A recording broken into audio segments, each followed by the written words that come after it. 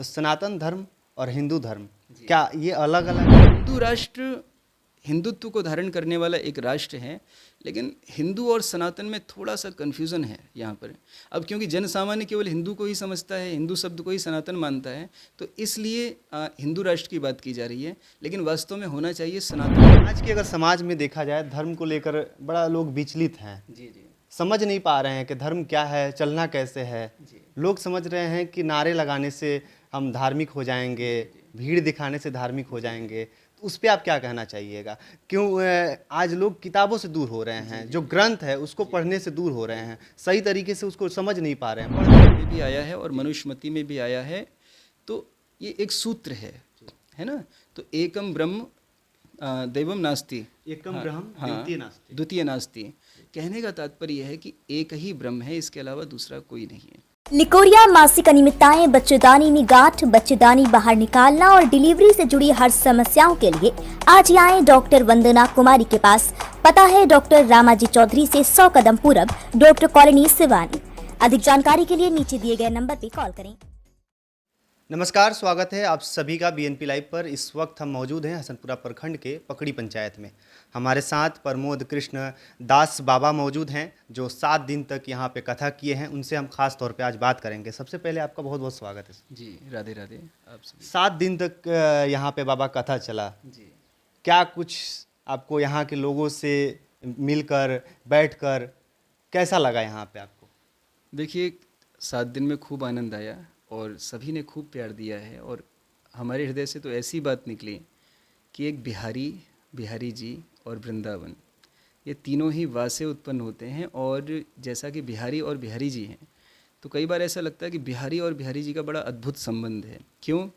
क्योंकि बिहारी और बिहारी जी जो हैं, शब्द एक ही और शब्द का अर्थ कभी अलग नहीं होता है। तो जो भाव वहाँ उत्पन्न होता है बिहारी जी के पास बैठ के, वही हमें यहाँ बिहार में आकर के हुआ है। यहाँ के भक्तों ने खूब प्रेम दिया है, खूब आनंद दिया है, खूब प्रेम से कथा सुनी है और कथा के रस को प्रेम दिया है उन्होंने। कभी ये आजकल क्या पद्धति बन गई है कि हम लोग एंटरटेनमेंट की दृष्टि से इन कथाओं को सुनते हैं। हम कथा को कथा बना देते हैं, जिस कारण से व्यथा बन जाती है। हम कथा को हमेशा कहानी के रूप में देखते हैं, जबकि वास्तविकता है कि सनातन धर्म का कोई भी ग्रंथ आप उठा लीजिए, वो ग्रंथ आपको आपके जीने की कला सिखाता है। उसमें कुछ ऐसी पद्धतियां हैं, ऐसे तरीके दिए हुए हैं जो कि आपको जीने का ढंग सिखाते हैं। तो यहाँ के लोगों ने वो जीने का ढंग सुन करके अपने जीवन को आनंदित करने का प्रयास किया है। उन्होंने किसी भी प्रकार, अब जैसा कि आप कथा आपने सुनी है, कोई रोचकता ऐसा कुछ हमने नहीं प्रयास किया कि कोई चुटकुला सुना दिया या कुछ। शास्त्र में ही इतना ज़्यादा आनंद है कि लोग शास्त्र की कथाओं को सुन करके उनको अपने जीवन में उतारने का प्रयास करके ही आनंदित हो रहे थे। जी। सनातन धर्म का आपने ज़्यादा जिक्र किया, तो सनातन धर्म और हिंदू धर्म क्या ये अलग अलग है? देखिए, सनातन आदि है, अनंत है। जब से सृष्टि की उत्पत्ति हुई है तब से सनातन है। और हिंदू जो है, हिंदू एक, हम ये कह सकते हैं कि कोई एक विभाग है, उसका एक सब डिपार्टमेंट जो है वो अपना हिंदू है। तो सनातन का ही भाग है हिंदू। लेकिन अगर हम वास्तविकता में देखें तो सनातन के अंतर्गत हर एक पंथ आता है, क्योंकि सनातन की जो शुरुआत है वो सृष्टि की उत्पत्ति के साथ ही हुई है। जब हमारे सनातन सनत कुमार जहाँ से उत्पन्न हुए, वहाँ से सनातन पद्धति, ब्रह्मा जी से सनातन की पद्धति चली हुई है। तो फिर इसमें अब हम सभी मनु की संतान हैं, क्योंकि मनु के बाद तो और कोई है ही नहीं, तो मनु की संतान है, उसके बाद सभी हुए हैं। तो स्पष्ट है कि हम सभी एक ही मनु की संतान हैं, तो हम सभी सनातनी हैं।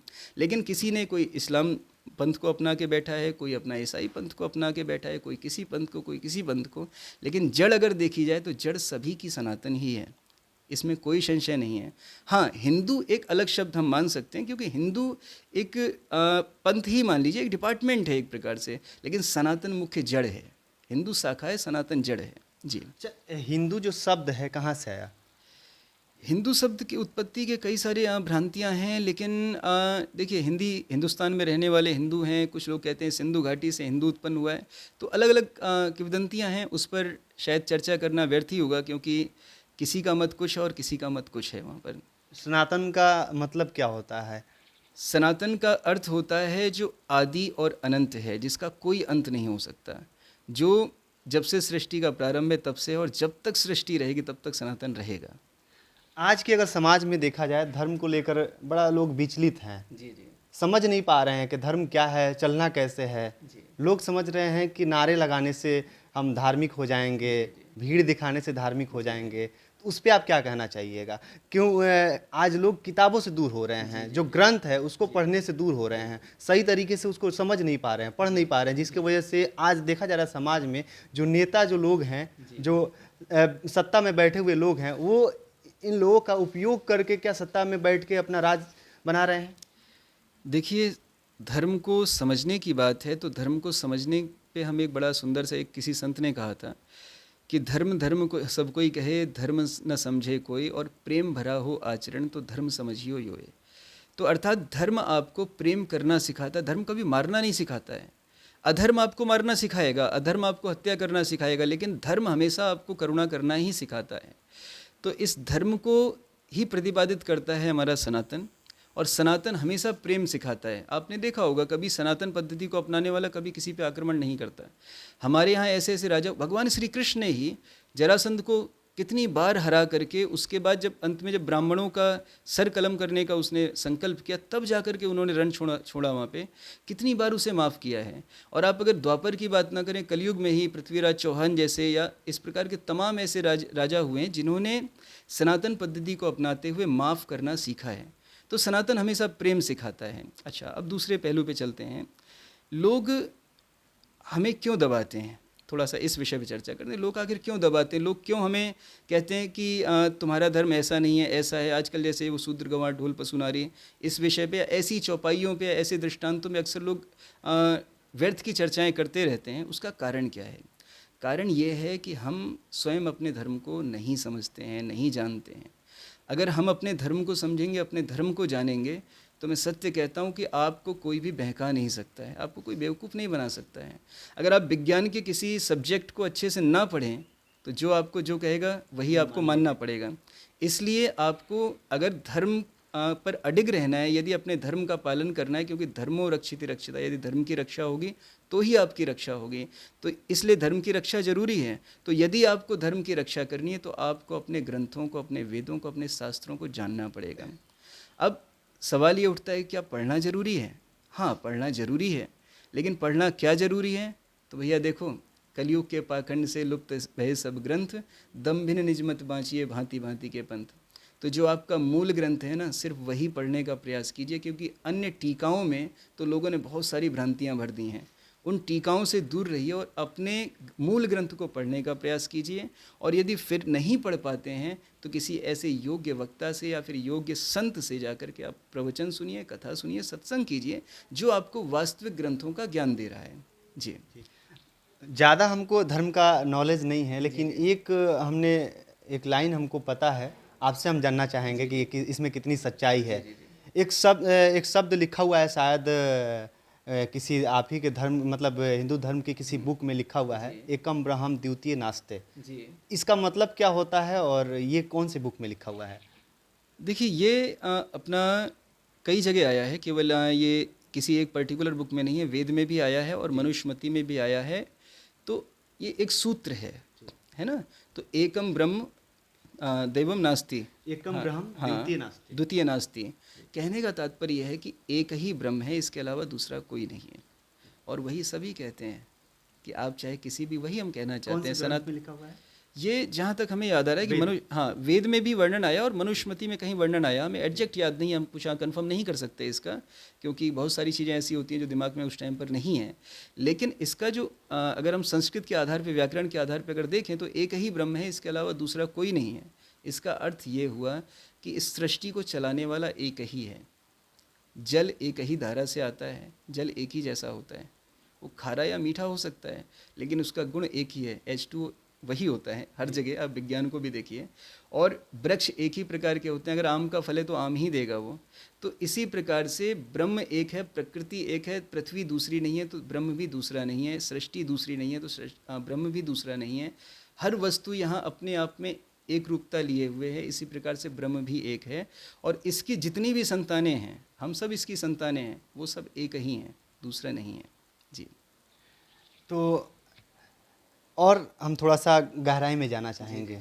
कि श्री राम को लेकर आप क्या कहना चाहिए, कि श्री राम के जन्म कब हुआ, उनकी क्या पूरी कहानी रही, वो थोड़ा सा लोगों को समझाइए। देखिए, भगवान श्री राम के जन्म के विषय में किंवदंतियाँ ये हैं कि 7000 वर्ष पूर्व इनका जन्म हुआ, किंवदंती है। लेकिन अगर हम माने तो त्रेता में जन्म हुआ है, और त्रेता का महत्व ये है कि कलयुग की उम्र 4,32,000 है। उससे ठीक डबल आप कर दीजिए द्वापर की, और उससे ठीक डबल आप कर दीजिए त्रेता की, उससे ठीक डबल आप कीजिए अपने सतयुग की। तो 4 युग हैं, 4 युगों में आप खुद कैलकुलेशन कर लीजिए, 4,32,000 का इंटू आप करते जाइए, आपको रिजल्ट निकल जाएगा कि भगवान राम का जन्म कब हुआ था। और ये प्रमाणित है, ऐसा नहीं कि ये व्यर्थ की चर्चाएं हैं, हमारे कई सारे ग्रंथों में सारे प्रमाण मिलते हैं इस विषय में। रावण को क्यों मारना पड़ा उनको? देखिए, रावण को मारने का लक्ष्य ये था कि अधर्म यदि कोई कर रहा है तो चाहे कितना भी बड़ा विद्वान क्यों ना हो, उसका समन करना और उसका पतन करना तो निश्चित है। क्योंकि गोस्वामी तुलसीदास जी कहते हैं, पूजिए विप्र सकल गुणहीना, शूद्र न गुणगण वेद प्रवीणा। यहाँ पर विप्र से ब्राह्मण मत श्रीलंका में ये लड़ाई हुई थी। जी जी, श्रीलंका में ही लड़ाई हुई थी, ऐसे प्रमाण मिलते हैं। जी जी। श्रीलंका में अभी कौन से धर्म मानने वाले, कौन से धर्म के वहाँ पे लोग? श्रीलंका में हिंदू धर्म को भी मानते हैं लोग, सनातन को भी मानते हैं, और बाकी ईसाइयों को भी मानते हैं। अब हम वहाँ कभी गए नहीं, तो इतनी हमें जानकारी नहीं है, लेकिन जहाँ तक हमने देखा है कि वहाँ कई सारे धर्मों का प्रतिपादन किया जाता है। सनातन को मानने वाले लोग भी वहाँ रहते हैं। अच्छा, वर्तमान में जिस तरह से देखा जा रहा है कि बाबा लोग को लेकर कई तरह के लोगों का सोच बन गया है, विचार बन गया है। अभी ज़्यादातर ट्रेंडिंग में चल रहे हैं बागेश्वर बाबा, धाम वाले बाबा। उन पे आप क्या कहना चाहेंगे? जैसे कि वो बिहार आने वाले हैं, पटना में उनका कुछ कार्यक्रम है, उसको लेकर तेज प्रताप यादव का एक बयान आया, पप्पू यादव का बयान आया। इस सारी चीज़ों पे क्या कहना चाहिएगा? देखिए, इस देश में बोलने की आज़ादी है, हर कोई अपना अपना विचार रख सकता है, लेकिन अगर हम कहें चमत्कार, हम कहें सिद्धियाँ, तो कहीं ना कहीं ये बात सत्य है कि चमत्कार तो होता है। इस बात के अनुभव कई लोग कर चुके हैं। आप संतों से मिलिए आके, आप विशिष्ट संतों से मिलिए, आपको वहाँ चमत्कार मिलेंगे। आप वृंदावन आइए, वृंदावन में आज भी भगवान के आने का प्रभाव मिलता है, भगवान के दर्शन होने का प्रमाण मिलता है। हम लोग खुद अनुभव कर चुके हैं, हम ब्रजवासी। तो इसमें कोई संशय नहीं, अगर वो कुछ करते हैं तो उसमें कहीं ना कहीं चमत्कार है। हमने न्यूज़ पे देखा है, कुछ लोग उसको माइंड रीडिंग कहते हैं। माइंड रीडिंग करने वालों का भी देखा है कि वो किस तरीके से करते हैं, और आप दोनों की तुलना कीजिए, आपको फ़र्क महसूस हो जाएगा। हम ये नहीं कह सकते कि क्या है, कैसे है, उस पर कोई कमेंट नहीं कर सकते, लेकिन इतना विश्वास है, चमत्कार तो है। हनुमान जी में शक्ति है, आप हनुमान जी की भक्ति करेंगे तो आज भी आपको प्रत्यक्ष में चमत्कार देखने को मिलेंगे। जी। तो क्या लग रहा है, बागेश्वर बाबा जो हैं वो मतलब चमत्कार करके दिखाते हैं, उसके साथ साथ एक उनका बयान बड़ा ट्रेंड रहता है, वो कहते हैं कि हिंदू राष्ट्र बनाएंगे देश को। इस पे आपका क्या सोच विचार है? देखिए, चमत्कार करके बाबा नहीं दिखाते हैं, वो स्वयं कहते हैं कि चमत्कार हनुमान जी करते हैं, बालाजी करते हैं, सन्यासी बाबा करते हैं। वो सिर्फ निमित्त बने हुए हैं। और ये सब चीज़ें तो एक सामान्य, एक समझने, अगर जो आध्यात्म से जुड़ा हुआ है उसको समझना बड़ा आसान है। कि अब कोई भी, अगर मान लीजिए कोई हमसे आके आशीर्वाद मांग रहा है, तो हम खुद कहते हैं कि आशीर्वाद हम नहीं दे रहे, हमारा कुछ नहीं, हमारे पैर पड़ने से कुछ नहीं होगा। उनके भरोसे जो भी बात बोली जाती है। तो ईश्वर के भरोसे चलने वाले व्यक्ति के सारे काम और उसके द्वारा कही हुई सारी बातें अक्सर सत्य हुआ करती हैं। वो इस स्तर पर पहुंच चुके हैं जहां पर उनकी बातें सत्य हो रही हैं, तो वो एक अलग विषय है। अब दूसरा प्रश्न आपका क्या था? हिंदू राष्ट्र। हिंदू राष्ट्र की अगर हम बात करें तो देखिए, हिंदू राष्ट्र हिंदुत्व को धारण करने वाला एक राष्ट्र है, लेकिन हिंदू और सनातन में थोड़ा सा कन्फ्यूज़न है यहाँ पर। अब क्योंकि जन सामान्य केवल हिंदू को ही समझता है, हिंदू शब्द को ही सनातन मानता है, तो इसलिए हिंदू राष्ट्र की बात की जा रही है। लेकिन वास्तव में होना चाहिए सनातन राष्ट्र, सनातनी राष्ट्र होना चाहिए। क्यों? क्योंकि सनातनी राष्ट्र में आप पंथ कोई भी मानते हैं, किसी भी पंथ को आप मानते हैं, लेकिन हर किसी में प्रेम होना आवश्यक है। ये सनातन सिखाता है। सनातन हमेशा आपको हृदय में सद्भाव और प्रेम के भाव रखने सिखाता है। इसलिए अगर सनातनी राष्ट्र होगा तो इससे बड़ी कोई बात नहीं हो सकती। वहाँ हर पंथ रहेगा, हर कोई रहेगा, लेकिन कोई किसी की हत्या नहीं करेगा, कोई किसी पे आक्रमण नहीं करेगा, कोई किसी पर आतंक नहीं करेगा, सभी एक दूसरे से प्रेम भाव से रहेंगे। उसी को सनातनी राष्ट्र कहते हैं, जिसे आजकल हिंदू राष्ट्र के नाम से जाना जा रहा है। तो क्या होना चाहिए? जी बिल्कुल होना चाहिए। आप बताइए, नहीं होना चाहिए? सब धर्म के लोग फिर कहाँ जाएंगे? अभी हमने क्या कहा, पंथ, या अब उसको आप दूसरी भाषा में धर्म कहते हैं, लेकिन वो है पंथ। तो सभी पंथों के लोग यहाँ रह रहे हैं, वो रहेंगे। लेकिन सनातनी राष्ट्र का अर्थ ये नहीं है कि उन पंथ वालों को भगा देना है यहाँ से, ना ना। सभी लोग मिलकर के रहें। जो आजकल जो अराजकता फैल रही है उसको टारगेट करके ये लोग कह रहे हैं कि अराजकता को समाप्त कीजिए, बाकी सभी मिलके रह रहे हैं, सब मिलके रहेंगे। अच्छा, अराजकता कैसी है? देखिए, आपने देखा होगा सनातनी कभी कोई धर्म परिवर्तन नहीं कराता है। आप बताइए, अगर आपको एक भी आप रिजल्ट ये देख लें, कहीं भी आप पूरा निष्कर्ष निकालिए, सनातनी कभी कोई धर्म परिवर्तन नहीं कराता है। धर्म परिवर्तन कराने वाले सिर्फ दूसरे ही धर्म के लोग हैं, दूसरे पंथ के लोग हैं। तो ये अराजकता है। तो सनातनी राष्ट्र करने का बनाने का मतलब ये कि अब तक जो हुआ सो हुआ, चलो ठीक है, लेकिन आगे इस प्रक्रिया को समाप्त कीजिए और किसी को ज़बरदस्ती धर्म परिवर्तन आप मत कराइए, किसी को लोभ लालच दे करके आप धर्म परिवर्तन मत कराइए, इससे दूर रहिए। बस खत्म हो गया है सनातनी राष्ट्र। सब में प्रेम बना रहेगा, सब में सद्भाव बना रहेगा, और क्या चाहिए? अच्छा, हर धर्म में अगर देखा जाए, मुस्लिम धर्म में देखा जाए तो मुस्लिम धर्म के जो लोग हैं, ग्रंथ भी कहता है कि ईश्वर एक है और उन्हीं को पूजना चाहिए। अगर ईसाई धर्म पे आए तो वो भी कहते हैं कि ईश्वर एक हैं, गॉड इज़ वन, ठीक है। और ईसा मसीह कहते हैं कि वो ईश्वर के बेटे हैं। और हिंदू धर्म में जब आते हैं हम तो देखते हैं कि कई मतलब हजार देवी देवताएं हैं और अलग अलग लोग कहते हैं कि ये हम राम को पूजते हैं, तो कोई कहता है कृष्ण को, कोई कहता है हनुमान को, तो कोई कहता है, मतलब अलग अलग अपना अलग अलग भगवान को बताते हैं। तो इस पे क्या कहना चाहिएगा आप? नहीं, बहुत अच्छा प्रश्न किया है और इस पर अक्सर हम चर्चा करते हैं कथा में। देखिए, एक बड़ा सुंदर श्लोक है भागवत जी का, थोड़ा सा समय ज़्यादा लगेगा इसमें। हाँ, सच्चिदानंद रूपाय विश्वोत्पत्त्यादि हेतवे तापत्रय विनाशाय श्री कृष्णाय वयं नमः, पहला ही श्लोक है। इसमें लिखा है विश्वोत्पत्त्यादि हेतवे, विश्व का पालन, सृजन और संहार करने वाले कौन है? श्री कृष्णाय वयं नमः। क्या अर्थ है इसका? कि यहाँ पर परमात्मा एक ही हैं, लेकिन रोल के अनुसार उन्होंने जो उनको कार्य करना है उसके अनुसार कभी वो ब्रह्मा बने, कभी विष्णु बने, क्योंकि ब्रह्मा सृजन करते हैं, विष्णु पालन करते हैं और भोले बाबा महेश जो है वो संहार करते हैं।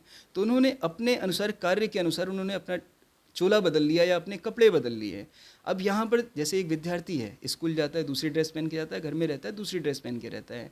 इसी प्रकार से जितने भी देवी देवता हैं, ये लोगों की मानसिकता के ऊपर डिपेंड करता है कि आप किस पर आपकी निष्ठा बन रही है।